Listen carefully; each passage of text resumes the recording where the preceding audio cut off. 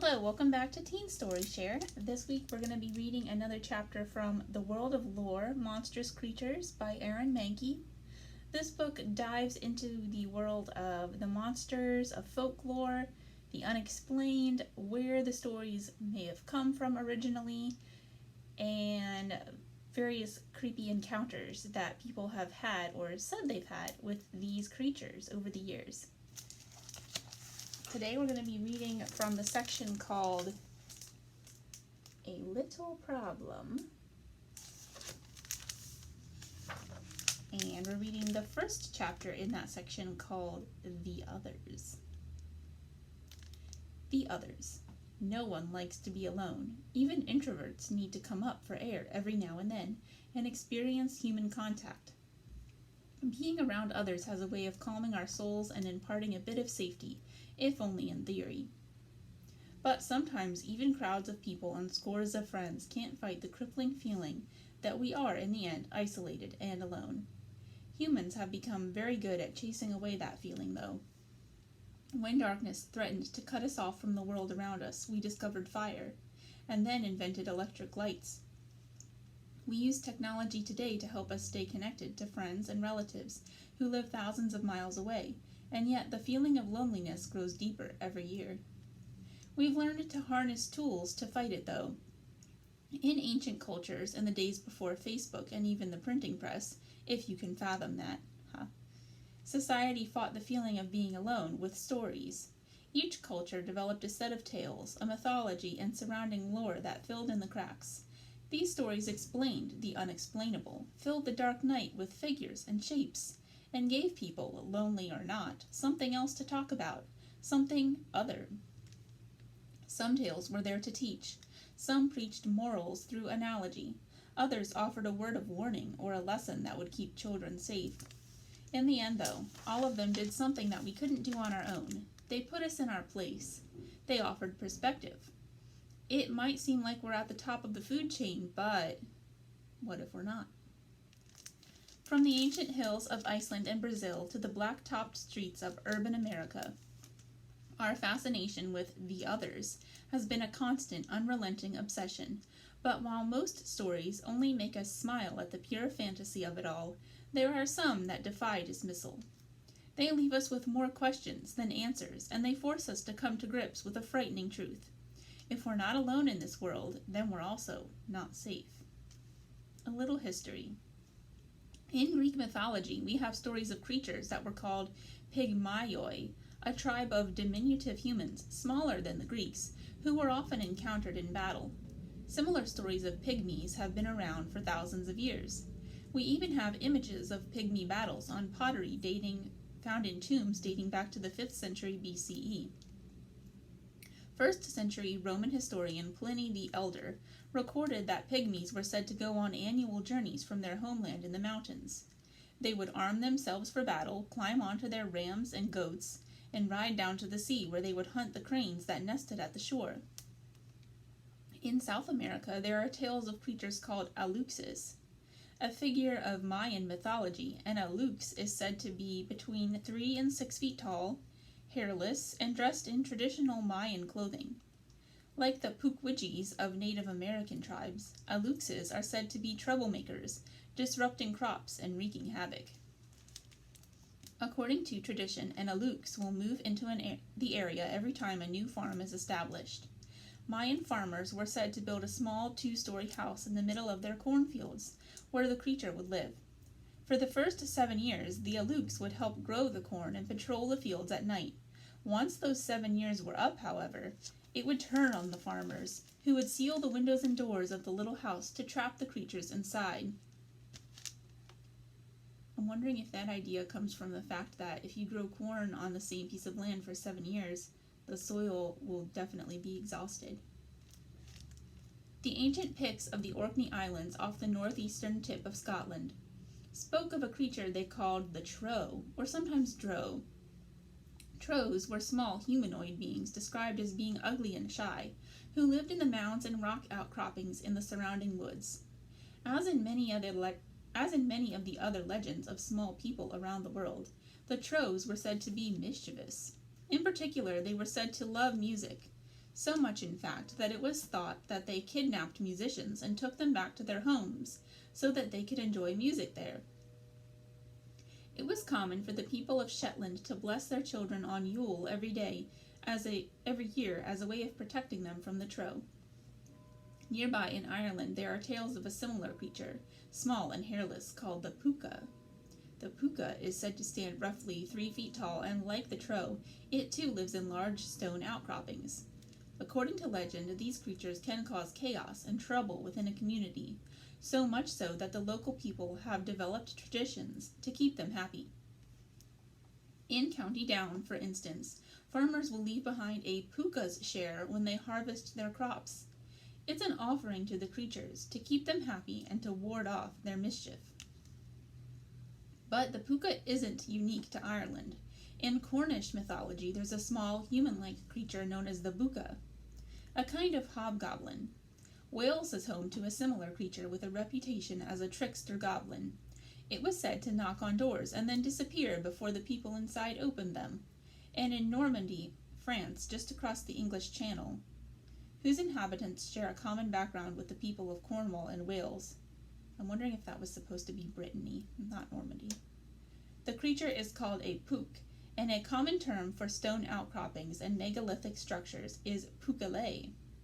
Oh, and if you are a fan of Shakespeare's play A Midsummer Night's Dream, you might remember the character Puck, the clever and mischievous elf.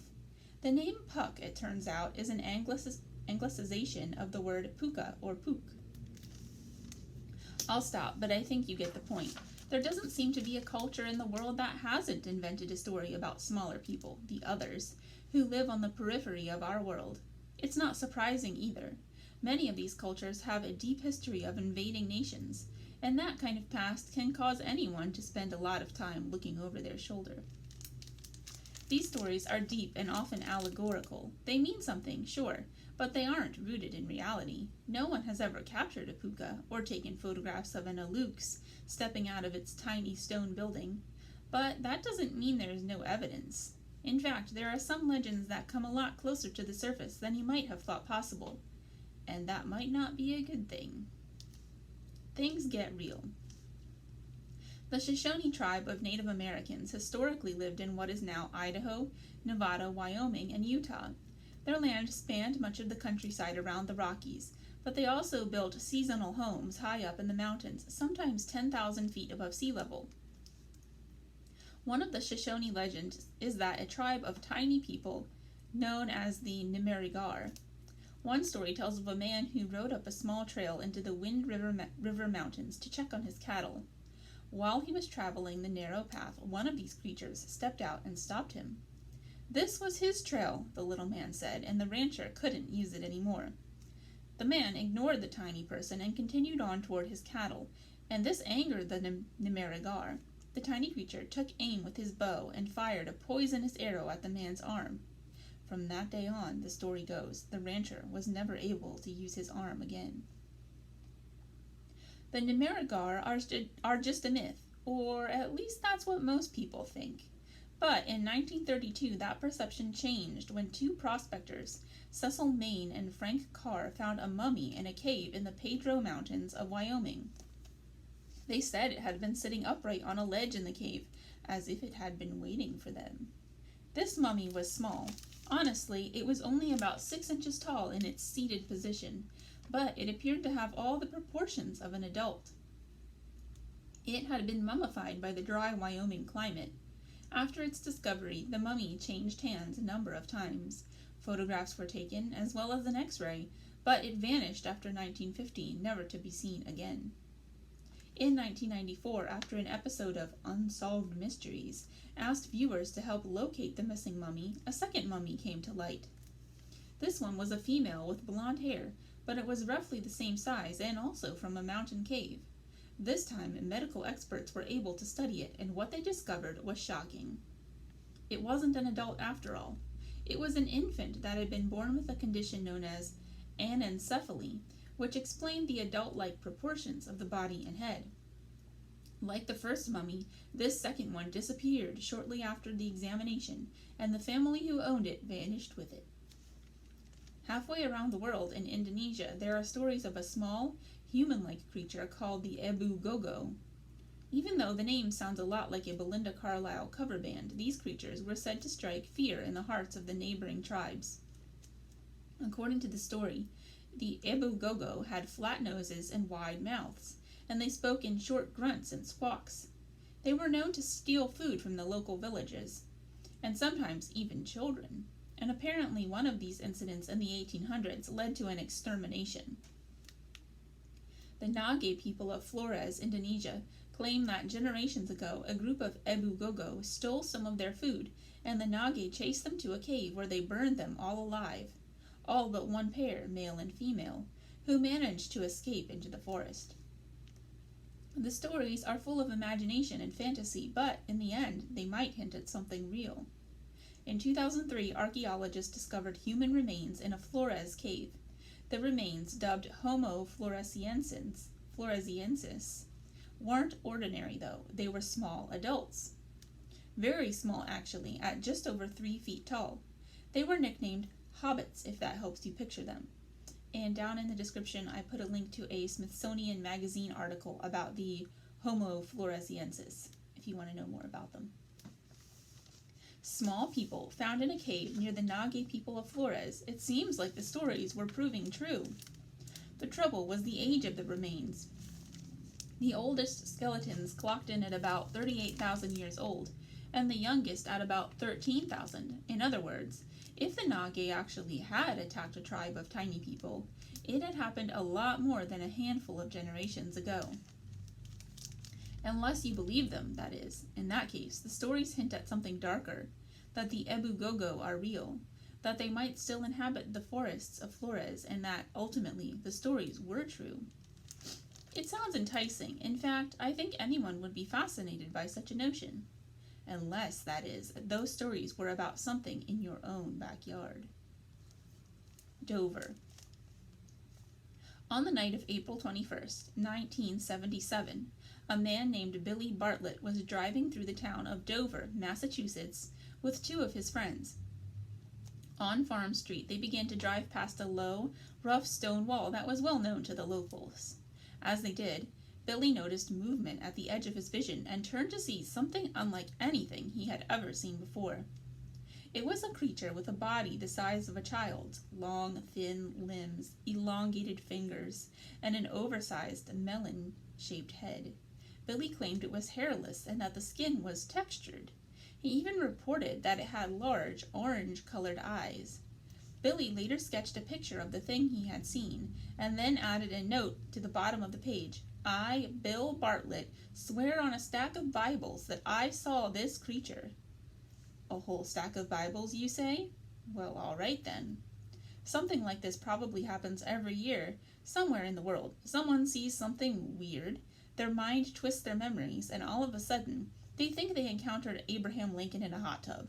But Billy's story had some added credibility. You see, just 2 hours after he saw whatever it was that he saw, 15-year-old John Baxter was walking home from his girlfriend's house about a mile from Farm Street. Here's the mysterious creature. He claimed that he saw something walking down the street toward him. According to him, it was roughly the size and shape of a small child. When the figure noticed him, though, it bolted for the woods.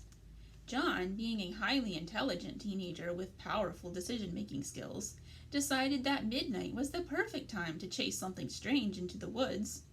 And so he followed it. What happened next was a literal over-the-river and through-the-woods chase.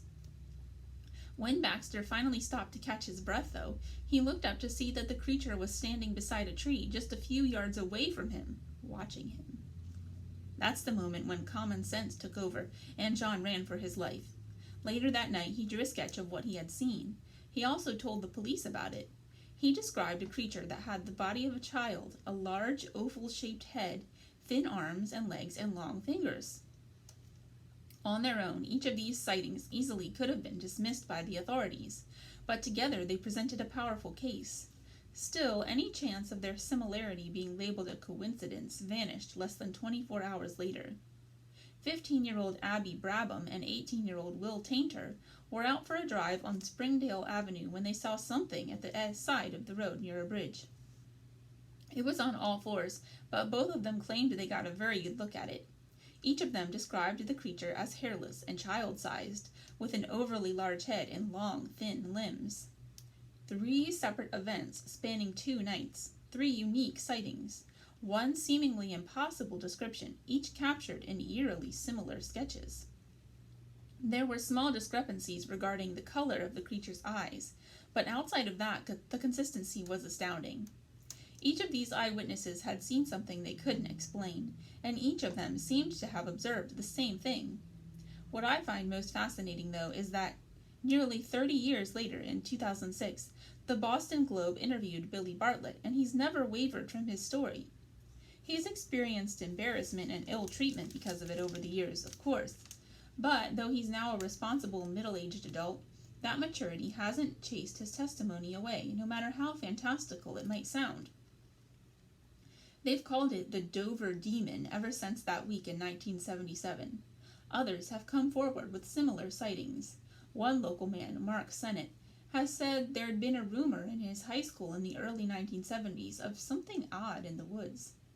Sennett even claimed that he and some friends observed something odd near Channing Pond in 1972 that fits the description from the later reports. Channing Pond, mind you, is right beside Springdale Avenue, where Tainter and Brabham said they saw their Dover Demon. Clearly, something was in those woods. Like most legends, this one will continue to cause debate and speculation. There have been no further sightings since 1977, but even so, the Dover Demon has left an indelible mark on the town and surrounding area. Shifting the blame. We don't like to be alone, but I think in the process of creating the stories that have kept us company for centuries, humanity has also invented convenient excuses. All of these human-like creatures have acted as a sort of stand-in for human behavior and accountability. In an effort to absolve ourselves from the horrible things we've done, we seem to instinctively invent other beings on which to set the blame. But what if the others really were there, long before we wove them into our stories? What if they were less an invention and more a co-opting of something we didn't fully understand? Perhaps in our effort to shift the blame, we altered the source material a bit too much, and in doing so, we buried the truth under a mountain of myth. There have been countless theories surrounding the 1977 sightings in Dover. Some think it was a type of extraterrestrial known as a gray. Others have actually suggested it was just a baby moose. I know, that does seem like an odd way to explain it. Only 2 moose sightings were recorded in Massachusetts in 1977, and both of those were out in the western part of the state, far from Dover. Add in the fact that a yearling moose weighs more than 600 pounds, and I think it's clear that this theory just won't hold up. But there is a different, more textured theory to consider. If you remember, Billy Bartlett saw the Dover Demon sitting on an old stone wall on Farm Street. Well, just beyond that wall is a large stone outcropping that the locals have always called the Poka Stone. Some think that the stone's nickname is a mispronunciation of a different word, though. The original name, they say, was the Puka Stone. It could just be folklore, perhaps, the tall tales of an early Irish settler, told to a group of children around the foot of an enormous stone. Unfortunately, we'll never know for sure. But if you really want to see for yourself, you're always welcome to head to Dover and take a drive down Farm Street. The wall and the woods beyond are still there, still dark and still ominous. Just be careful if you travel there at night. You never know what you might see at the edge of your headlight beams. The end.